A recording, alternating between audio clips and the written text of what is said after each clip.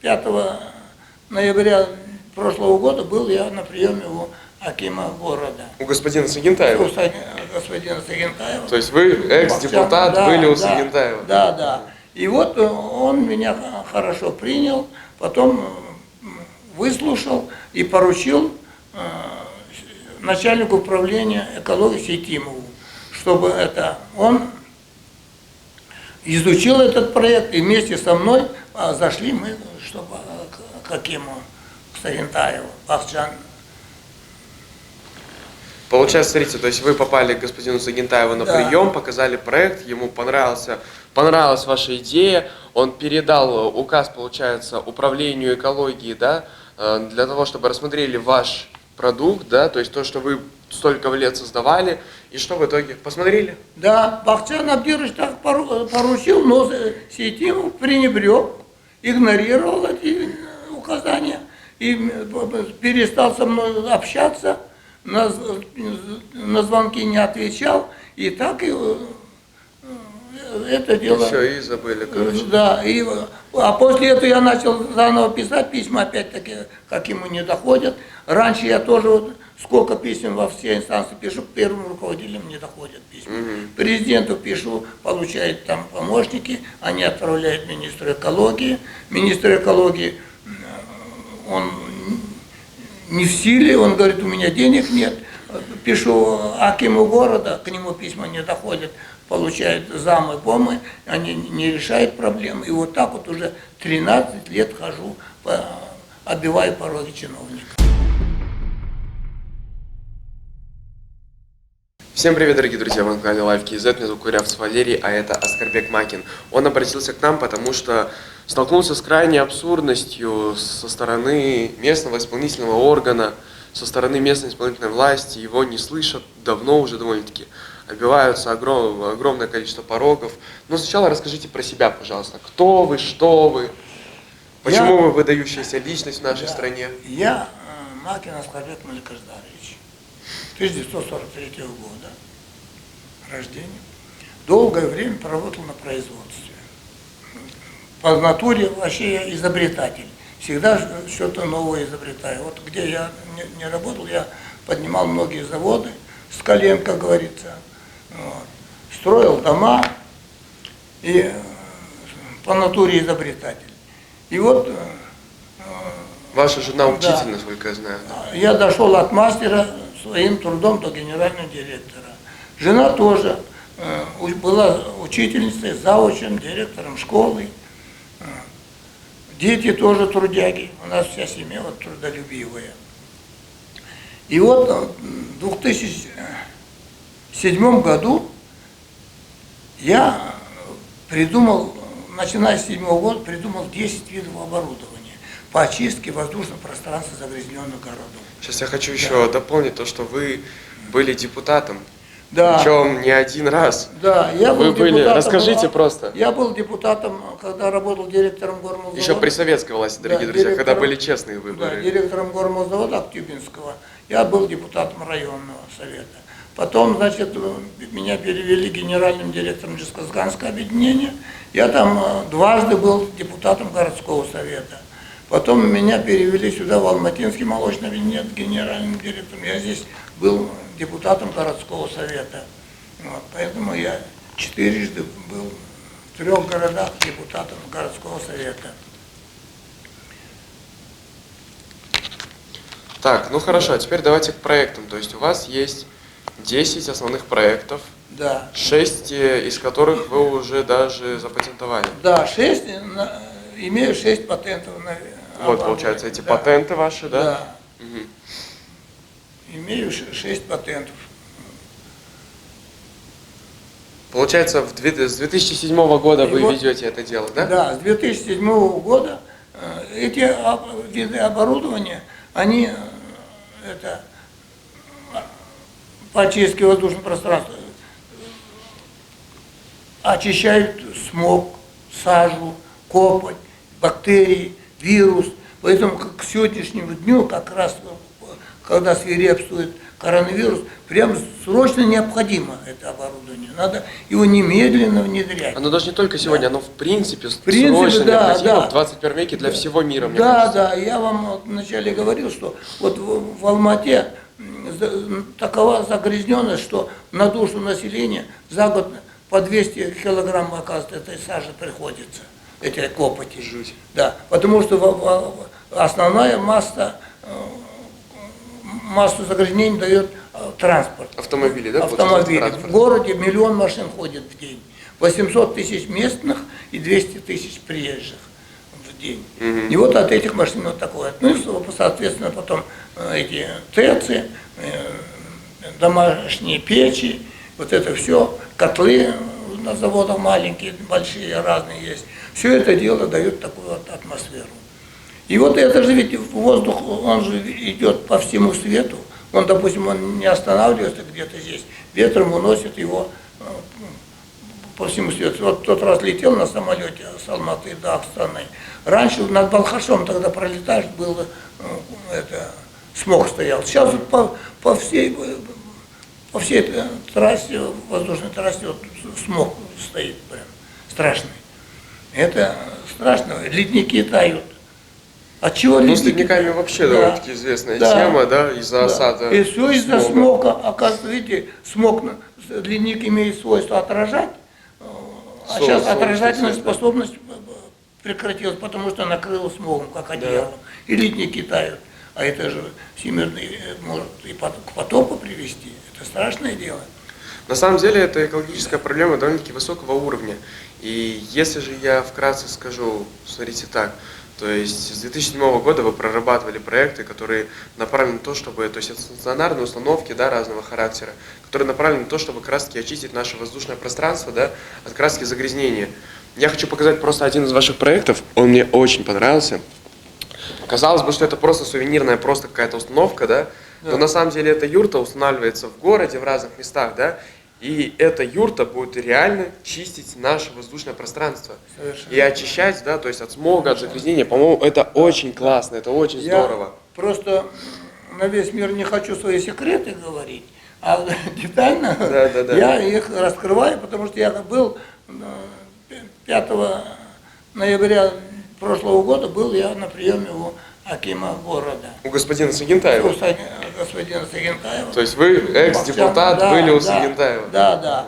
И вот он меня хорошо принял, потом выслушал и поручил начальнику управления экологии Сейтимову, чтобы он изучил этот проект, и вместе со мной зашли мы, чтобы к акиму Сагентаеву, Бахчан.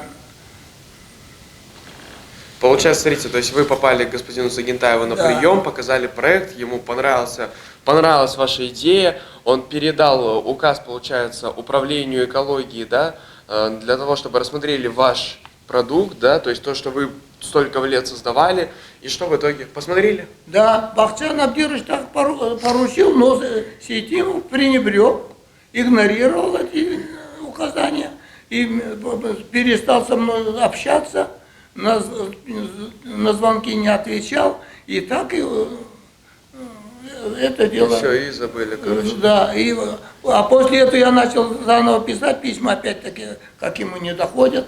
Раньше я тоже вот сколько писем во все инстанции пишу, первым руководителям не доходят письма.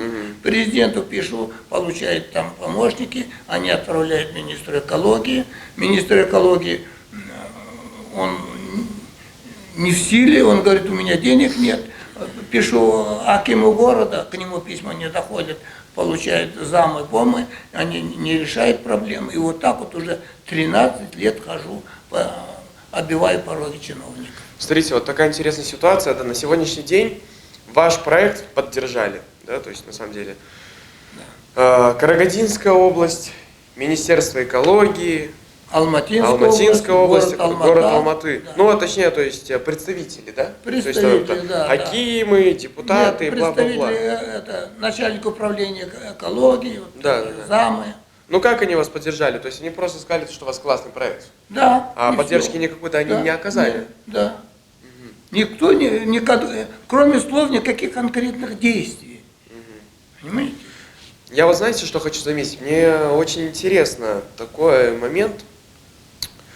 Наша страна из бюджета выделяет огромные деньги для Министерства экологии. Наши города и области выделяют огромные средства для управления экологией. Там на развитие каких-то проектов, да, на то, чтобы как раз таки спасти нашу экологию. Но я не наблюдаю, то есть, как бы изменений.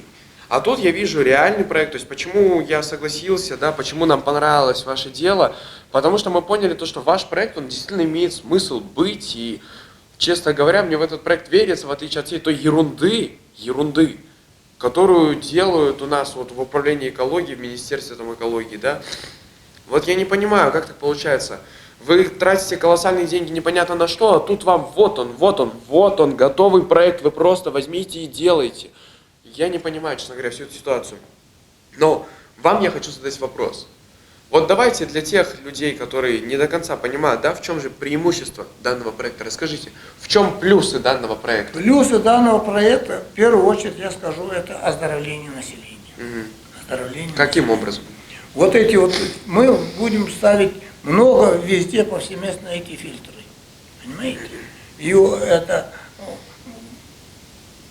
И они дают колоссальный эффект. Эксперименты мы проводили. И это надо по всем активно приступать, особенно в период коронавируса, надо немедленно это оборудование. Они не очень сложные. Как говорят, все гениально и все просто. Понимаете? Да. Вот. Яблоко упало, он лежал под деревом, и ему упало яблоко, вот он говорит, вот земля притяжения, имеет свойство притяжения. Ну да, все гениальное. Мой проект, вот он очень гениальный в том, что он прост. Его надо быстро осуществлять. Вот. И поэтому они, когда видят, что он жизненный, поэтому его визуально даже смотрят, и всем еще никто не сказал, что это проект плохой. Даже ведь институты поддержали ваш проект. Есть институт Аркос, он делал изучение по более 100 государствах мира. И он дал заключение, что аналогов нет этому проекту. То есть вы придумали проект, которому нет аналогов в мире? Которым нет аналогов в мире. В мире нет, еще никто такой не придумал. Вот если сейчас иностранцы увидят, они быстро перехватят, скопируют этот проект. А я 13 лет всем говорю об этом, толдоню, но эффекта нет. Теперь насчет преимуществ. Второе преимущество. Первое — оздоровление. Второе, значит, сейчас президент говорит, что дополнительно рабочие места. Вот как мы откроем, много надо заводов открывать, чтобы потом продавать это оборудование по всему миру. Экологически при этом чистых тоже заводов. Да. Я смею заметить. То есть мне вот что понравилось, производство экологически чистое. Ну да не суть, дальше. Совершенно правильно. И вот, значит, дополнительно рабочие места будут. Десятки тысяч людей будут при работе. Это второе. Третье. Миллиардная прибыль пойдет государству. Через налоги, через участие в этих через заводах. Через участие и все прочее, да. И четвертое, это престиж государству. Понимаете? Имидж государства поднимется на какой-то уровень. Все же, где это изготовлено? Надо им Казахстан.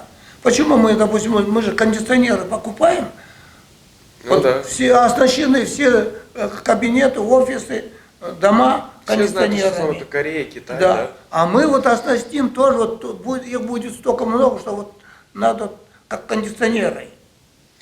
Мне, знаете, вот честно говоря, да, это очень красиво на самом деле могло бы осуществиться, если бы наше государство, наша исполнительная власть вас не игнорила. Вот, если же выразиться нынешним молодежным сленгом, то это просто называется игнор. То есть вас просто игнорят. И, честно говоря, это обидно. Потому что действительно, я когда увидел, когда вы ко мне обратились, сначала думаю, боже мой, какая ерунда. Да. А потом, когда начал изучать, я думаю, да боже мой, это же действительно прорыв. На самом деле это в данном секторе это действительно прорыв. Мы знаем то, что огромные проблемы с экологией по всему миру. Индия просто погибает, Китай погибает, многие развитые страны погибают. И реально мы можем на весь мир, то есть Казахстан может поставлять продукцию на весь мир. мы можем действительно за счет этой идеи прославиться на весь мир и наконец-то зарекомендовать себя как такое стойкое, хорошее, конкретное государство, как самое чистое экологическое государство. Но нет же. Вместо этого наша исполнительная власть будет дальше выделять деньги на всякую ерунду непонятную, да, там. Дальше будут вбухивать деньги в это Министерство экологии, которое непонятно чем занято. Дальше будут вбухивать деньги в это управление экологии, которое тоже непонятно чем занято, да, там одним только ТЭЦом сколько времени занимались. А тут вот он проект. Просто берите и делайте. Можно один вопрос? Конечно. Вот, насчет Индии вы правильно сказали. Недавно по телевидению показывали Индию. Темным-темно. Да. Вот. Такой смог стоит. Хотя они, вот я читал в средствах массовой информации, они миллиарды долларов выделяют на экологию. Но вот такое, ну поэтому еще никто такой не привел. Китай тоже задыхается. Все наши города, вот Бишкек, там бизнесмены у меня, я им показывал проекты, они говорят, слушай, ну вы начните, мы будем покупать, мы задыхаемся.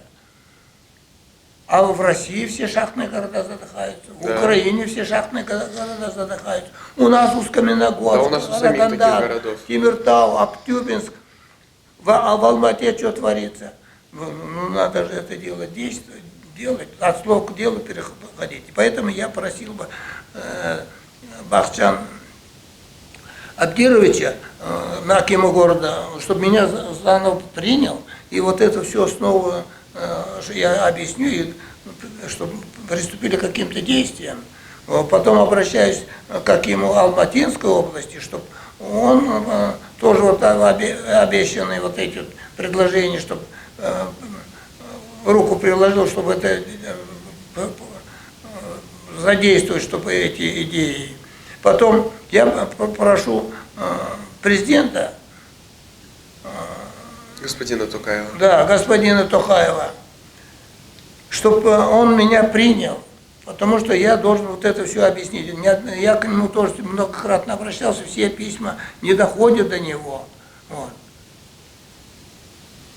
Я хочу от себя лично тоже все-таки обратиться сейчас к господину Сагентаеву, господину Баталову и господину Токаеву.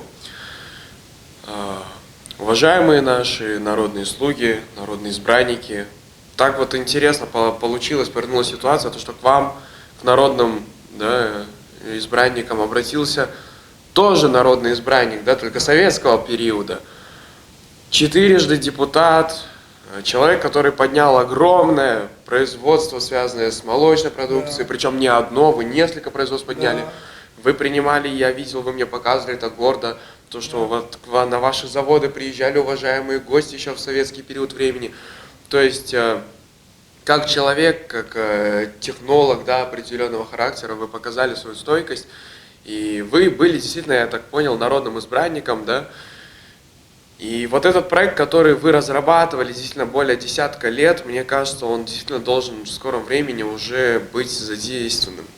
Мне кажется, он должен развиваться. Я вижу в этом проекте огромное преимущество для нашей страны. Именно поэтому, уважаемые акимы и уважаемый президент, я сейчас обращаюсь к вам. Так уж получилось, господин Сагентаев, то, что ваши подчиненные, они сочли недолжным, да, то есть ненужным исполнить ваши же поручения и нормально просмотреть ваш проект и потом передать вам, господин Сагентаев, все это. Так что я обращаюсь лично к вам. Пожалуйста, примите этого человека. У вас, я видел, есть переносные ваши установки фильтров, да? То есть вы уже создали... Да, я захвачу их с собой. Я их уже 5 раз возил в Астану. Министерство дважды был у 2 министров, с 2 министрами разговаривал. До этого еще министр смотрел, обещал зайти к президенту. Ну, у него какой-то несчастный случай был. Теперь этот новый министр экологии, тоже одни слова. Но на прием он тоже не принимает принимает Удивляюсь, казалось бы, ну вот мы с ним разговаривали онлайн, хорошо, но на прием не приглашает, я навязываюсь, но почему-то отказывается. Ну вот Касым-Жомарт Кемелевичу я особо обращаюсь, чтобы именно принял меня. Это уникальный проект, аналогов нет в мире этому проекту. Это уникальный проект, надо его немедленно внедрять. Вот. Не знаю, я хочу сказать то, что я не удивляюсь, я больше злюсь, честно говоря, с данной ситуацией, потому что действительно у нашей страны впервые за неизвестный период времени появился проект, который может быть грандиозным, который может и принести колоссальную прибыль для нашей страны, может создать огромное количество рабочих мест. Мне кажется, то, что этот проект может вывести нашу республику на реально мировой уровень. Мы можем стать известными во всем мире, как самое чистое экологичное государство. Но наша власть ничего не хочет сделать. Честно, мне вот из-за этого обидно. Давайте... В средствах массовой информации было в прошлом году или позапрошлом, я вот сейчас не помню, что 27 миллиардов тенге, выделенные на экологию, остались неосвоенными. Деньги же есть. Это один вопрос. Потом, берите, делайте. Да, берите, делайте. Деньги вот сейчас Акимат все на свои средства закупает. Водовозы, мусоровозы. Ну все, сейчас, в принципе, все закупает Акимат. Да. Но смысл до метелок дворникам. Да? А почему это не закупать? Мы будем делать, пусть закупает и все. Это просто, очень просто. Это чисто бюрократическая машина задействована не в ту сторону. Да вот, все. Да. Вот он лежит, готовый проект. Вы просто берите и делайте. Я хочу, чтобы наша страна наконец-то стала действительно известной. В наше время хочется гордиться своей страной вне нашей республики, вне наших границ. Но многие удивляются, да, вот когда говоришь в другой стране, я из Казахстана, некоторые даже не могут понять, что такое Казахстан. Честно, я скажу это на своем опыте. А тут действительно есть выдающийся проект с огромным количеством плюсов. И с точки зрения здоровья, и с точки зрения рабочих мест, и с точки зрения прибыли, и с точки зрения, наконец-то, действительно имиджевой составляющей нашей страны. Совершенно правильно. Уважаемые правильно. наши чиновники, пожалуйста, возьмите уже за голову, возьмитесь, пожалуйста, вот он лежит, готовый проект. Зачем вы все эти деньги куда-то не в то русло вбухиваете? Просто возьмите и начните делать. Дорогие друзья, наши зрители, я хочу сейчас тоже к вам обратиться. Пожалуйста, подпишитесь на наш канал, если вы этого еще не сделали. Мы знаем, что огромное количество зрителей, возможно, именно вы сейчас сидите и смотрите этот выпуск не подписанными еще на наш канал. Обязательно поставьте лайк этому видео, чтобы как можно больше людей и как можно больше чиновников наконец-то увидели всю эту абсурдность и данную ситуацию. И, конечно, напишите свое мнение в комментариях, что вы думаете по поводу подобного проекта. Вам огромное спасибо, то, что вы все-таки согласились рассказать про свой проект. Мы надеемся, что в скором времени с вами свяжутся. Если нет, то мы будем дальше вести это дело. И мы будем дальше пробивать это дело. Ваши контактные данные специально для чиновников, для всех наших представителей исполнительной власти мы оставим в описании под этим видео. Вот прямо внизу нажимаете на галочку, уважаемые наши акимы и замакимы. Там номер указан. Просто свяжитесь с этим человеком. 8701 714 79 51 мой сотовый телефон. Да, даже не пришлось, видите, в описании оставлять. Да. Все. Ваша задача в одном. 8701 714 79 51 это мой сотовый телефон. Ну что ж, дорогие друзья, а если вы хотите как раз-таки связаться с нами, с командой LifeKZ, давайте я тоже продиктую свой номер. Наш номер для связи с нами 8778 954 98 59. Вы можете сюда обращаться, но сейчас, пожалуйста, напишите свое мнение. Что вы думаете по поводу этого проекта и по поводу всей этой абсурдности? По поводу всех этих исполнительных органов, которые просто сказали, у вас классный проект, но мы ничем не можем помочь. Что вы думаете? Уже потерял 13 лет времени, вы понимаете? 13 лет времени. Рахмет, Салболанес.